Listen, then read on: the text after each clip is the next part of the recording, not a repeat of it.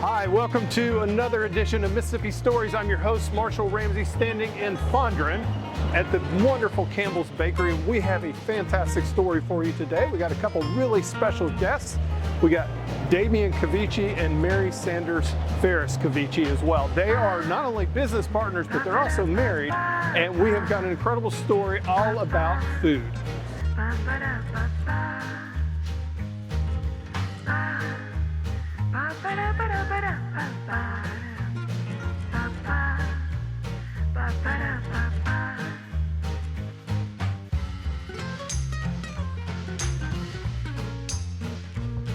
Thank you for letting us into your incredible bakery, and the fact that I joked earlier that when I walked in the door I gained 10 pounds.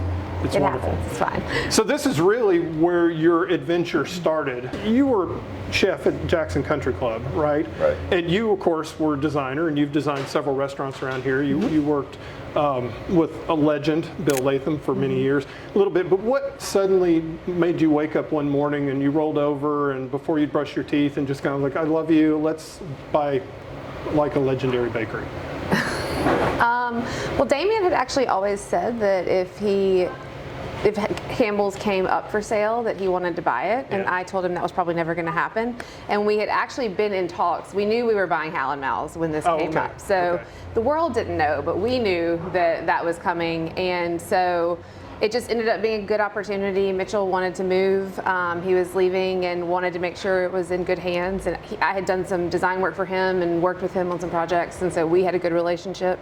And so it was a good, like with both restaurants, like Mitchell owned it one day, we owned it the next. Malcolm owned it one day, we owned it the next. And so there was never any stop. We just kept going. So you didn't have to shutter for 3 months and all that good stuff. No. And that's kind of the beauty of, I guess, of buying an established restaurant and everything. Number one, it's already set up and ready to go, so you just kind of turn the key.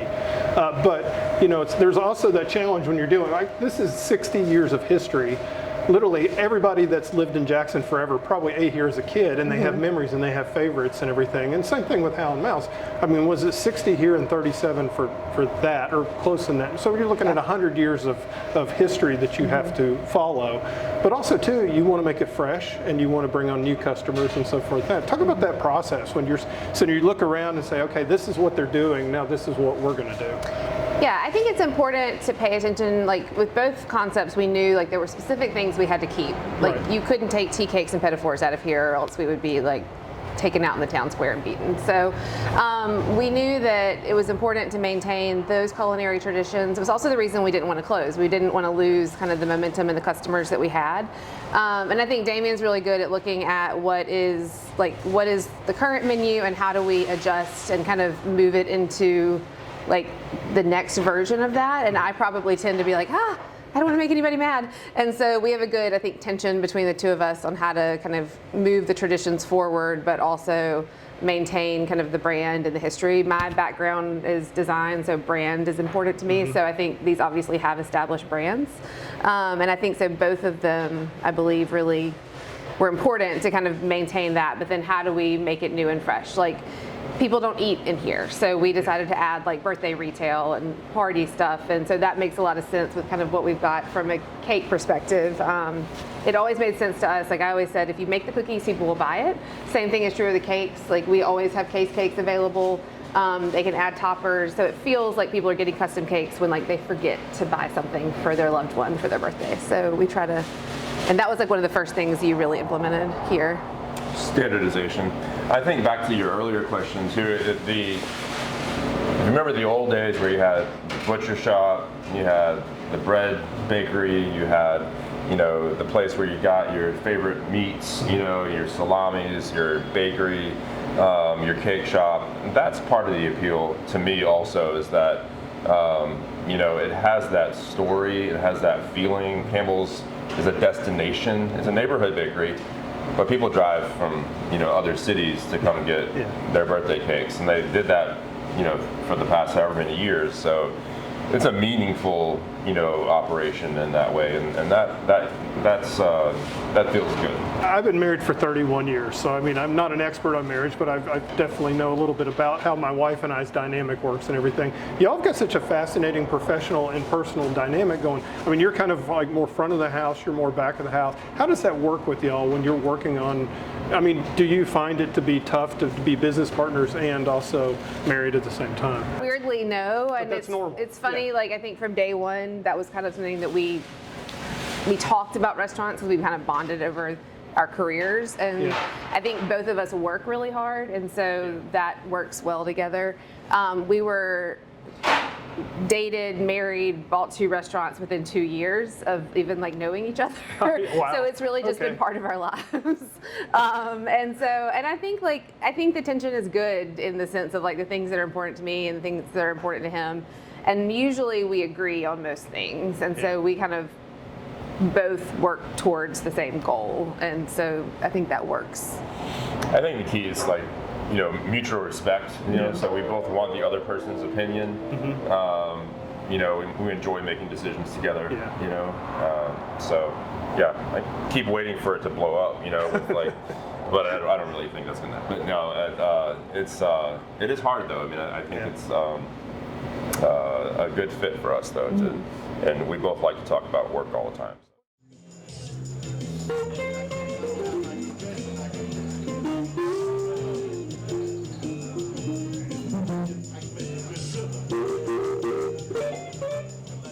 Just right down the street, you got the 2 museums, which is probably one of the finest collections of history and memorabilia in the state of Mississippi, right next to the building that we're in right now. Just looking on the walls, there's so many stories. Every picture has a story.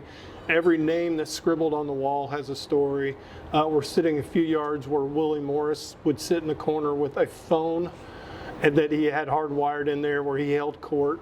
I mean, when you buy something like a restaurant that's got 30 years of legacy like that it had, you don't come in first thing and redo the interior. No, not at all. I think that you have to kind of pay homage to what was here and really, I mean, there's a lot of respect that goes into what was here.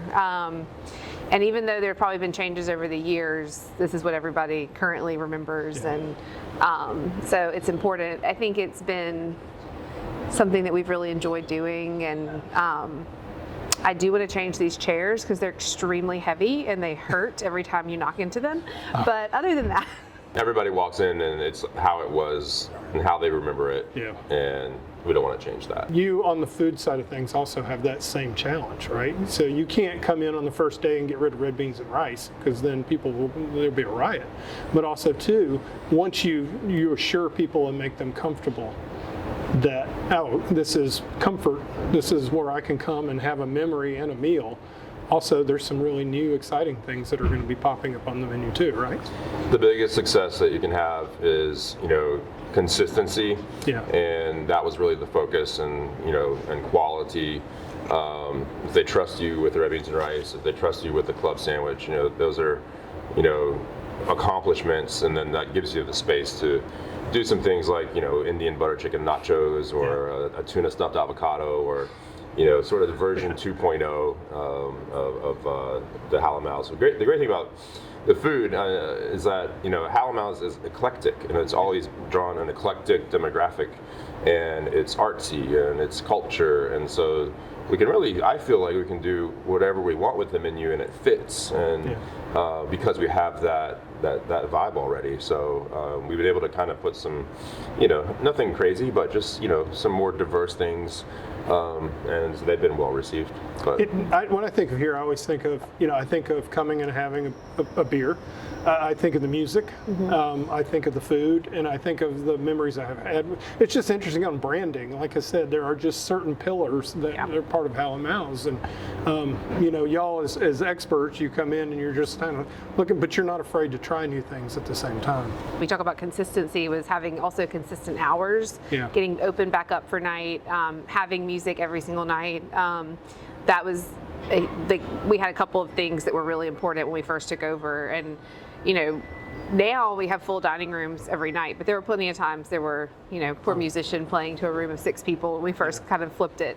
But so much of the Hal and Mal's story and ethos is rooted in music and food, and so the two tying together for anybody who comes in, it's really important that we have that. That's always been one of the challenges for Hal and Mal's over the years, was that how downtown has changed. Because it used to be, and I remember every night there was bumper to bumper traffic getting out of here, right. And now there's not as many people working downtown. So the restaurant itself has some challenges just because they're tied to the challenges of downtown. Exactly, and I think that one of the things we've always said is we want to be a place that for Jacksonians, there's a place to go and have something to do. Yeah. The building is at its very best when multiple rooms are activated. Yeah. So when it's just the dining room at night, it's too big of a building to kind of just have this one room going. And so we've done everything from, we've added kind of trivia, we added the walk-in in the old in the old brew pub. So we've got that open. So we at least have kind of 2 storefronts that are constantly going.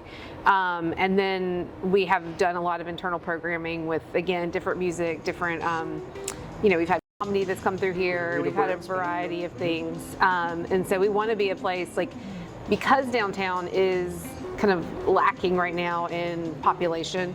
I think that you have to kind of you have to create a destination. So people have to come here for things because there's a ton of places you can go all over the city for dinner, but there's not a ton of places you can go and have the experiences you have for Hal and Mal's, and that's really, I think, what drives people coming here.